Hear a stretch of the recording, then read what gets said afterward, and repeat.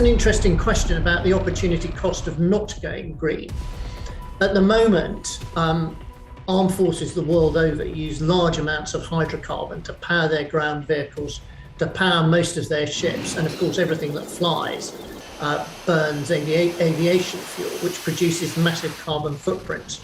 You know, there is data that shows out of all government carbon emissions in the UK, the Ministry of Defence and the Armed Forces produced half. Now, if you do get industrial transformation of the way the energy is used in a particular country, that's going to affect the sources of energy for the armed forces. If you want an important analogy, think of the film War Horse. War Horse begins with the mass mobilization of British horses to help the army in 1914. There is no War Horse 2 set in 1939, because by then, British transport industry had moved from horses to the internal combustion engine, and the British Army had a much higher proportion of wheeled vehicles than any other army in the world. If you've got a country where the energy sector and the transport sector is to transform, then if the armed forces don't transform, they risk having to depend on a very bespoke way of getting their energy, which will become increasingly expensive. I think the Air Force are probably most ambitious in their change targets the Chief of the Air Force has set for the Air Force, but the Army's not far behind. Indeed, General Carlton Smith said almost 2 years ago in public that this was something the Army had to do, including the factor that young people seem to get the message about the climate emergency and wouldn't want to be joining an organisation whose values were different from theirs. But what's quite clear is that you can see ways of reducing the emissions of the armed forces without necessarily reducing your combat power.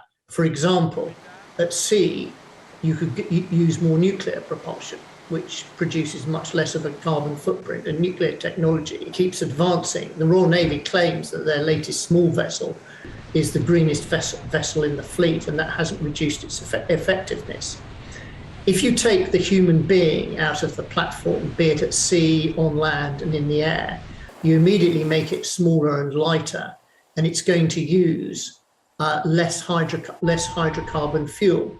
Now, what is quite clear is all three services in the UK have considerable ambitions to make much more use of robotic and autonomous systems. And by their very nature, they'll reduce the carbon footprint. Let me try and bring this to life a bit.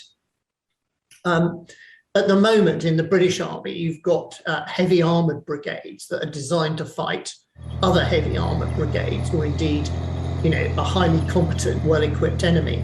And they depend on lots of diesel engines with large and heavy manned armoured vehicles.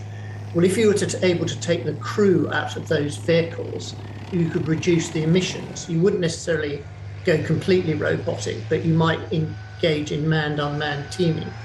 Similarly, for your medium and light armoured vehicles, you might choose not to have tracks, but instead to go for wheeled suspension, which appears to be much more amenable to hybrid drive technology. Indeed, the Army's got some Jackal Scout vehicles running around now with hybrid drives on them. I think it's quite significant that the MOD agreed that British aircraft of all three services, manned and unmanned, can use up to 50% synthetic fuels now. What I think armed forces are going to have to look at is they're going to have to look at the way that technologies changing in the civil sector. For example, both Boeing and Airbus, the big airline manufacturers, are both seeking to make their airliners much greener. And that technology will apply to strategic lift, it'll apply to maritime patrol aircraft. For fast jets, the first thing is that the RAF are extremely enthusiastic about using manned fast jets in conjunction with swarms of drones. Well, replacing, say, 4 manned fighters by 2 manned fighters and a couple of swarms of drones is going to reduce the emissions. What I think this illustrates, though, is there's going to be civilian technology that shifts and adjusts and adapts that armed forces will be able to incorporate, and they won't have to spend much in the way of R&D on it. You know, the electric vehicle technology that's emerging in the civil sector in the UK.